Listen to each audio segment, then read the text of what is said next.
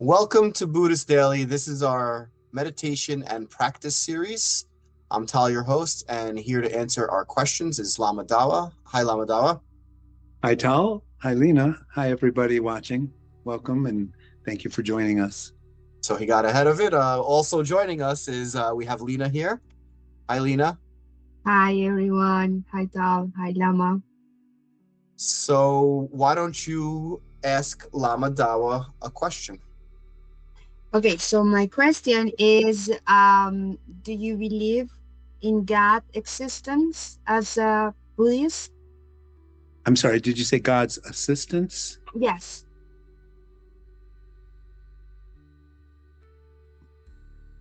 This is a question that requires some further definition of terms. Uh, Maybe you could share what your definition of God is. The creator of the world. The short answer, and then I can always give a little more nuanced answer, but the short answer would be no, we do not believe, we do not pray or ask for the assistance of a creator God. That's the short answer. Okay, so the second question, like how does the world exist without having like an intellectual mind behind the world, like the nature? The question of how or even of why this may not be an answer that's satisfying to anybody, but it's nonetheless the answer I think I need to give, which is the question itself. Generally speaking, Buddhists don't entertain that question, saying that it's essentially not particularly relevant. What Buddhism focuses on is my situation right now and how can I understand it deeply? How can I relate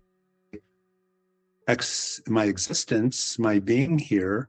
What can I do about being self-empowered in a sense? What can I do to minimize suffering for myself and others and find some kind of, is there a way to find true, you could say some kind of true, deep or lasting happiness, contentment, and so on. So Buddhism isn't particularly concerned historically or traditionally with sort of philosophical abstract questions about, and the nature, the idea of God as a creator, as somebody or something, some principle that's separate from us, doesn't particularly enter into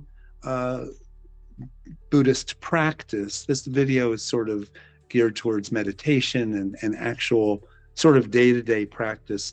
There is a sense of the entire universe. If the definition of God is everything there is, there's no denying that everything exists, at least on some kind of relative way.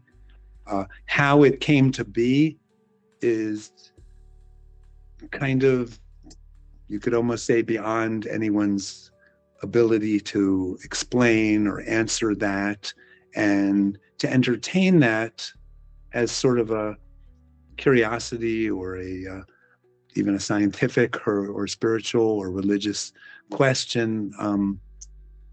It's not particularly the concern of Buddhists in general. We talk about cause and effect. We talk about impermanence. We talk about the interdependence of things. But there are things that are, you could almost say, unknowable. Buddhism doesn't say there's no God or there's no creator. It sort of says we simply cannot know that, and we don't have to sort of waste our time, you could almost say, contemplating that. It's not going to lead to anything from our point of view as Buddhists. This is different. Now let me say something. There are two basic approaches spiritually on this world. There is something called the theistic approach. Theism, like theology, the word theo means God. And Muslims are theists. Jews are theists. Christians are theists. Many, maybe the majority of people on the planet are theists in that sense, believe in a God. And we also believe that it's important to worship, open one's heart, and appreciate that there is some greater whole. Buddhists are non-theists. We sort of take God out of the equation. If there is God, great, but it doesn't necessarily have that much relevance, you could say, to one's day-to-day living. So the non-theist religions are basically Buddhism and Taoism. Taoism also came from China, probably around the same time or even before Buddhism, but probably around that same time it's considered historically. It talks about how to live one's life in a whole and awakened, enlightened manner. And this is kind of what Buddhism is after too. It's a set of observations about the world, what we can know. We can know that everything is impermanent, including ourselves, our bodies, our lives, everything we hold dear, everything we attach to. There's nothing in the universe, if we look from the smallest things to galaxies and so on, everything's in a state of change. And that's important. And that has relevance for our direct relationship with how we relate to our life. So maybe a little bit of a window into the understanding of how Buddhists look at things. We don't like to particularly debate about there's a God, there's not a God, or something like that. You could almost say it's not provable. So people have opinions. And in some ways, Buddhism is about getting rid of opinions. I say this a lot. It's about our judgments and our opinions. It's about knowing what we can know directly. Buddhism is more almost like science than sort of blind faith in a way. And so we look at our mind. Meditation is watching how thoughts arise and what they do and how they can influence us or even kind of emotionally jerk us around. Our thoughts are what are important to us. It's what's happening all the time. We're always generating thoughts. We're always thinking. And our expectations that disappoint us, that aren't met, that causes us suffering, our judgments and opinions about things can make us upset or angry or concerned or worried. Buddhism is about how can we find true peace, a true peace, not a superficial peace, but a really deep contentment, being comfortable in our own skin, having a sense of awareness and presence and compassion and kindness. Is whether it's God or not, the important thing seems to be kindness and compassion and caring and these kinds of qualities that we just cultivate. Whether there's a God or not a God, we can cultivate these qualities within ourselves. We're not dependent or relying on sort of something outside of ourselves. So theism, non-theism, we also talk about duality and non-duality. Duality means basically subject and object. Here I am. I have a sense that I exist. I am here in this on this planet, in this body, in this form, in this nationality, and then there's everything outside of me that I have to relate to. Non-duality is kind of a understanding. It can start intellectually, but it needs ultimately, in a practitioner, it becomes a experiential understanding or directly realizing that, I don't want to use the phrase all is one because that's a little new agey and hokey, but that there is an underlying nature to all things. Some people can equate that to say God is in everything or something. This is where Buddhism and you could say theistic religions have some similarities. There is a sense of the sacred totality. Some people say God is just the universe. But if you say it's this specific, like an old man with a beard and he's male and he created the world and he's separate from the world, we do not accept that as a philosophically logical premise, if that makes sense. So we talk about really about the underlying nature of things, which ultimately we say everything is, in Buddhist terminology, we say everything is ultimately empty, that everything can be deconstructed, taken apart. And in a dualistic sense, if we're saying there's a God that's separate from us, does that mean that God is permanent and not impermanent, that is not changing, that is something that is enduring forever and ever from infinite past to infinite future? It's there's lots of ways to look at this through logical thinking and reasoning and see if it makes sense. But if we depersonalize the idea of a God as not some separate creator, but this whole ongoing process that we are all part of it, then you could say, yes, we believe in God. That's why I said at the beginning, God is a term. It's a very limiting term, kind of, and it can kind of narrows things down. Whereas really the idea of God is completely like so huge and expansive. It doesn't exclude anything, seemingly.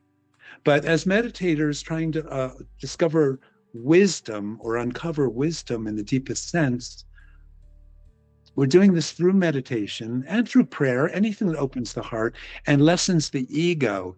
It's we say this idea of a separate self that we can kind of loosely call ego, for lack of a better word, but we have this idea of that I exist really solidly. And ultimately, Buddhism is to kind of deconstruct or really scrutinize what is this self that we take for granted, that we, of course, we have this sense of a self. But what is it when we look really deeply over months and years and decades of looking and trying to really cultivate this profound sort of subtle, deep looking and seeing how things actually are, and how is this self that's always changing? The self, is it the same self that was 5 years old, now that we're adults? It changes. So if the self is changing, is there really a self? There's lots of philosophical arguments and discussions about how to understand this. But the idea of self and God are not so different. We can start to, we look, we analyze, we call this insight meditation. We're trying to develop our powers of insight, kind of really investigating. So it's a different style than maybe the Judeo-Christian thing where you pray to a creator, God, and somehow God's going to answer your prayers and they solve our problems and stuff like that. Faith is very important. Faith, as they say, moves mountains. Faith is important in Buddhism, but it's sort of a faith that's not ideally so dualistic. It's not like faith in something. It's some kind of, one form of faith is confidence. We know what we know. We know through our experience, sort of not just intuitive, but by really looking clearly and directly and patiently, without expectation, without, because we were taught by our families or parents or something, oh, you should believe in this or this, whether it's Buddhism or God or anything. We need to have a fresh, confident ability to look for ourselves, find answers. Because if we've got two good eyes and we've got a good noggin up here, we can start this process of trusting ourselves to look in an intelligent way and in a deep way and really look for kind of answers. And at the same time, meditation is about not even necessarily looking so much, but just relaxing, dropping our thoughts, dropping our ideas, dropping our concepts, dropping our opinions or our preconceived notions, and allowing truth to reveal itself to us. So something like that. So in that regard, theism and Buddhism kind of share this. You said you used the word science, like in that, when we talk about science, we usually talk about it from the perspective of objective science, right? It has to be replicable and all that. Theism and Buddhism kind of share this subjective experience science, albeit a little differently, but the subjective experience science in Buddhism is studying the mind, right? You're not going to, it's not replicable in that way other than other people having the same subjective experiences, which doesn't make it like the same type of science that most people when they say the word science. Just wanted to add that 2 cents. Lena, do you have a follow-up to Lama Dawa? Yes, I still have so many questions, but it's just like, how is it possible that the world, let's say, I insist, like the nature, everything has like an order, like the animals are so perfect created, and like everything has an order. How is it possible that the world cannot have a mind, like an intellectual mind behind of it?